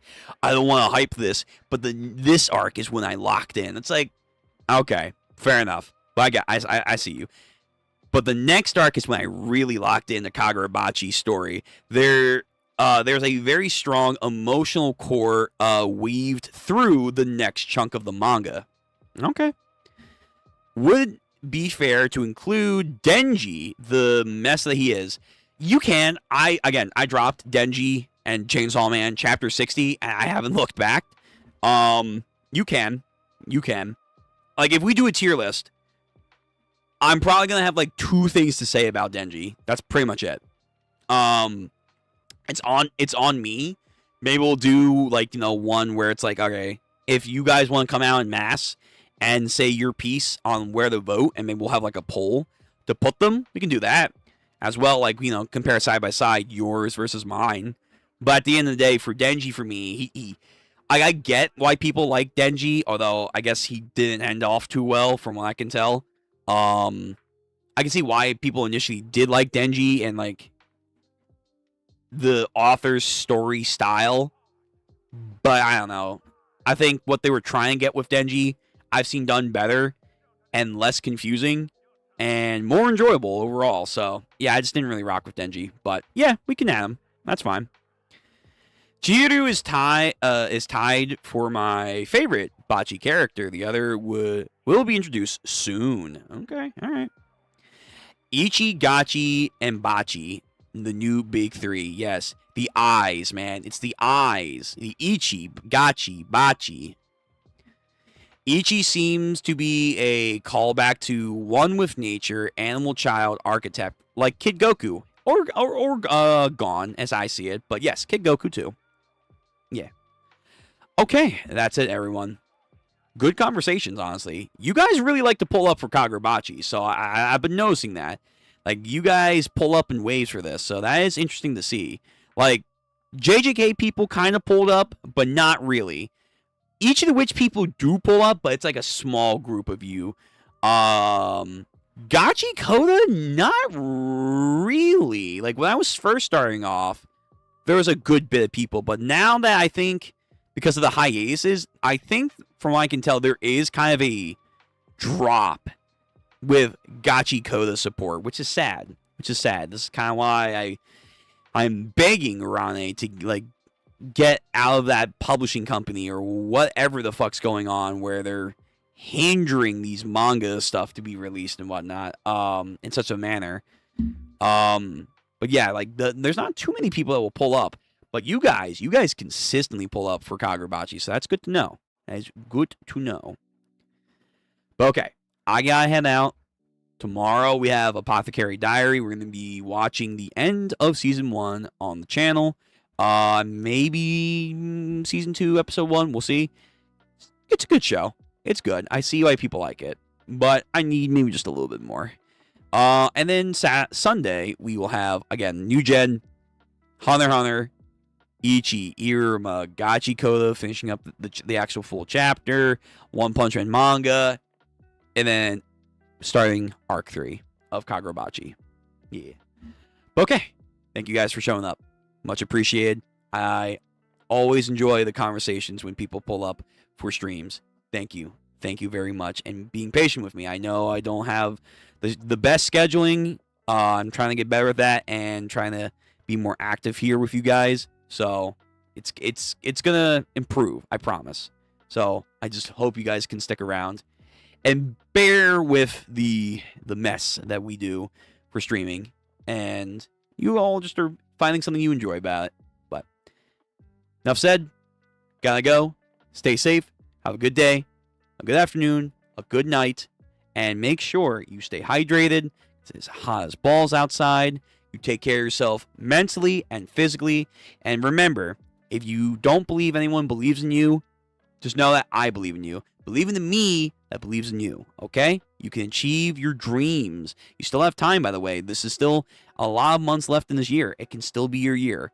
So you guys got this. WStream, thank you, Mr. Proto. Thank you. Till next time, I'll see you guys later. Peace.